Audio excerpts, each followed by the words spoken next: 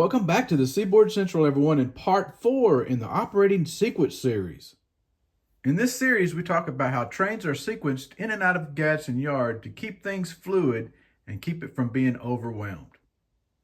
In today's video, we're going to wrap up what yard job Y80 does, and we're going to see what Y81 does at the beginning of their shift. Now, besides building and classifying trains in Gadsden Yard, Y80 also works one industry, and that would be Goodyear Tire and Rubber, which is represented by that photo on the backdrop. So we'll look at the spots that's located at the industry, and the first one you see is a boxcar spotted at a door. There'll be a dock there for unloading latex rubber. Then you'll see a tank car spotted by another door, and that's for lube oil that comes in. And that's followed by some carbon black cars. Eventually, I do plan on making a shed here where you can spot them underneath the shed for unloading carbon black. Now, what you're looking at here is a prototype industry work order, and this is for crews that have to work industries like locals or yard jobs that are responsible for working industries. And you see some information on it, a place for the conductor to put their name and the engine numbers that they use during the shift. Also, here's that alphanumeric code that represents the industry and the industry name, where it's located. And also, if there's any special instructions, the industry itself can add special instructions that helps the crews. Also, contact information if they need to contact somebody there. Here's one, for example. If there's at least 6 cars for international paper in the yard, to always bring 6 cars if the track can hold it. And here's a place for the pull, place, date, and time. Here it shows there's a car that needs to be pulled, and this is the time the conductor entered. Here's the second page. You can see the rest of the cars that needed to be pulled and placed, where they're located currently at, and where they're going to, and that's the industry class code, and it shows that he moved them from the yard to the industry. So I created something much simpler in a Word document, and I can just go in and just change the car numbers to fit whatever I need for that particular operating session. And this gives the instructions on what cars to pull, what cars to place, and helps the conductor know what this is where the cars are currently located at. They're in GY09. They need to go to A45. Another thing it also says is this is what the empty cars are, the loaded, if loads are being pulled, where they're going to next. And so that's so there you see 2 cars that need to go to the NS. Here's a couple cars that need to go to CSX, and here's some replacement cars that need to take their place. So for example, you can see there's the CSX car is ready to be pulled. It's empty. There's another one that's in the yard that needs to take its place. So what we're going to do today is we're going to work this industry, and I'll show you how it's worked. So Y80 is already coupled to GY09. The first thing I'm going to do is pull down, holding to the head 2 cars behind the motors. Those 2 cars will actually be used for Y81 when they come on duty. We'll just hold to them while we work Goodyear. What I'm doing, I'm just pulling the cut down to the green line to make the cut. Anywhere in here is good. We'll give them some slack on the pin.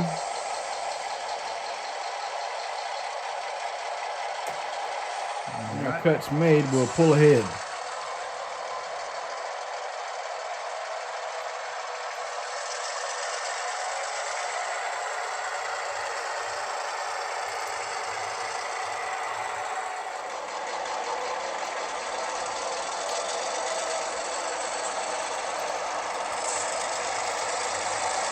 We're just going to shove back to the industry, and we'll stop short of the coupling.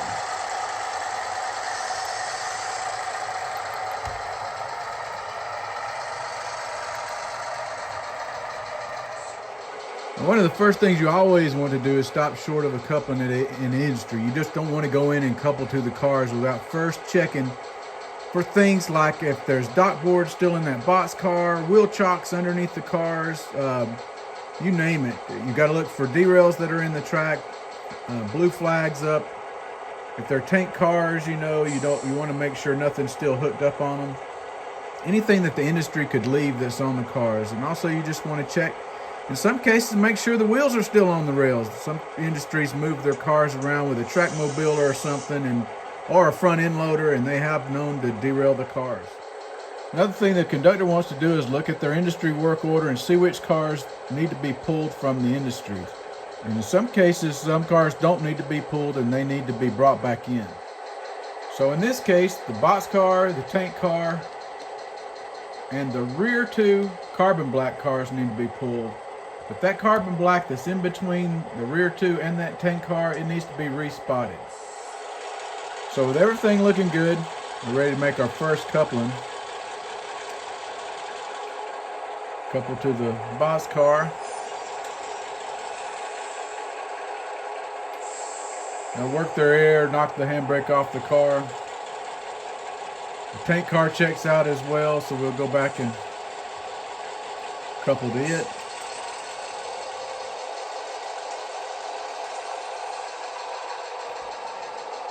And we'll go ahead and couple to the rear two carbon blacks as well. Now we're going to stretch this entire track out, make sure everything is solid.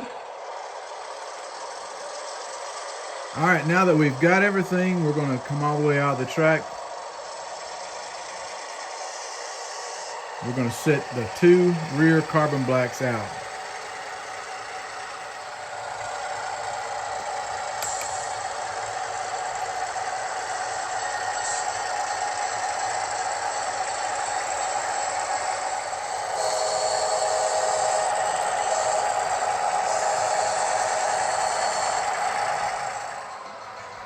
So these rear two carbon black cars are class coded for the NS.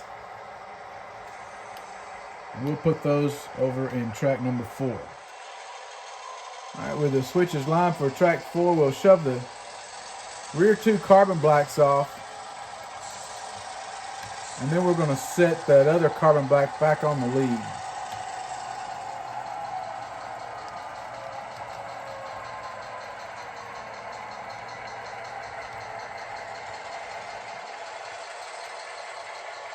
Just shove these far enough back so when we come back in this track, it'll make it easier to couple.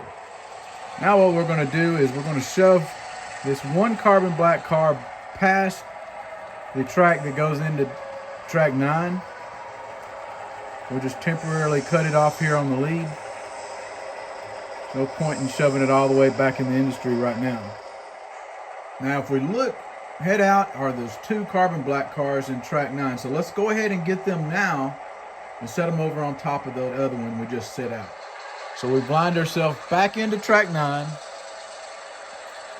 We're going to reach over and grab those two cars, set them on top of that other one that's on the lead.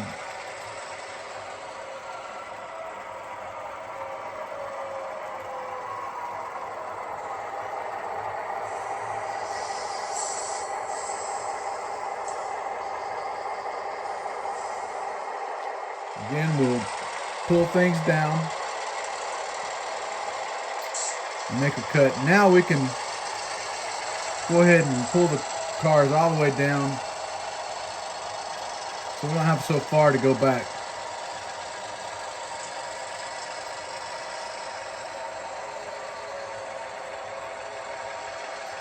And cut that box car and tank car off. Somewhere in here is good. All right, our switch is lined. We'll shove back, couple up to that single car and get the air right. Then we'll shove things back again to clear that 9 switch. We'll come on back 2 more car lengths.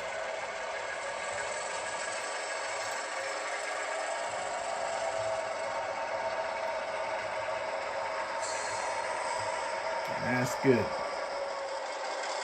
All right, these next 2 cars are going to the CSX. We'll go ahead and set them out and put those in track number 6. Now we're lined to track number 6 now. and shove these back in the clear. This is really not a complicated industry to switch.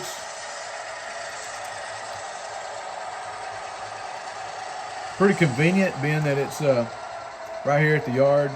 Had to do it this way. Originally I had intended on moving the industry somewhere else, but made some changes to the plan. I actually like how this is working out. All right, back out on the lead. We're going to go back in to track 9, pick up our last 2 spot cars.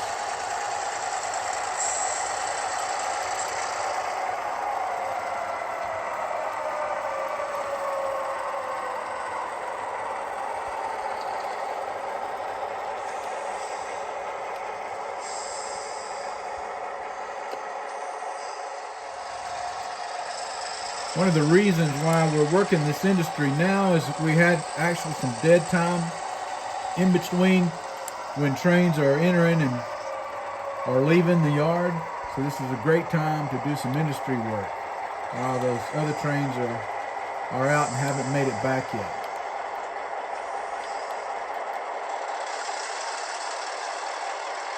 And we'll stretch everything out. All right, we'll go ahead and pull it out.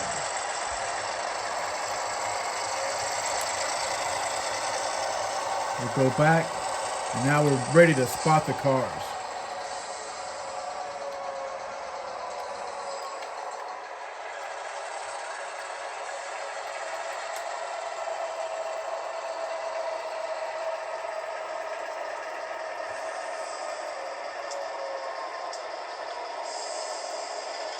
One good stretch, and we got everything. We're just shoving the cars back up. I'm going to make this track 12 pretty interesting when I get to doing the scenery here.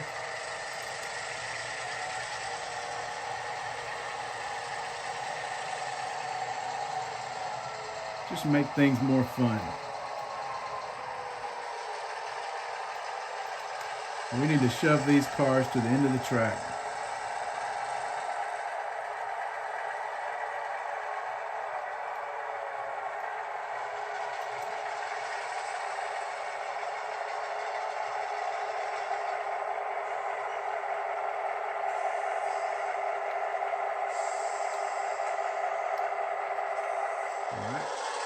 Now what I need to do is slack off and spot that tank car up about where that box car is. There's like a gray door right there.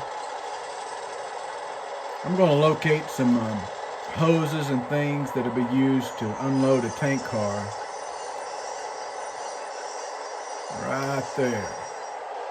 All right, now we need to spot that box car. There's a green door right behind that covered hopper. We want to line up the doors the best we can with it.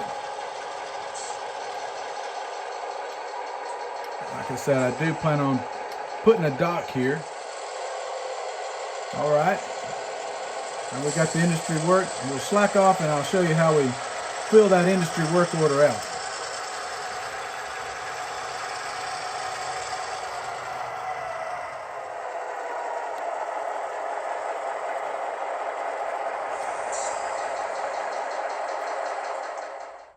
All right, first thing we did, filled out our conductor's name, the engines we used.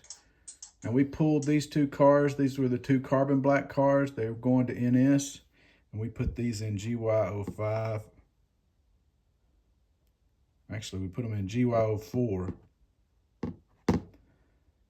And then you put the time down. And we're going to say we worked this industry about 2 p.m. All right, next we spotted these cars, and they would go to A45. And we'll say 2:30 p.m.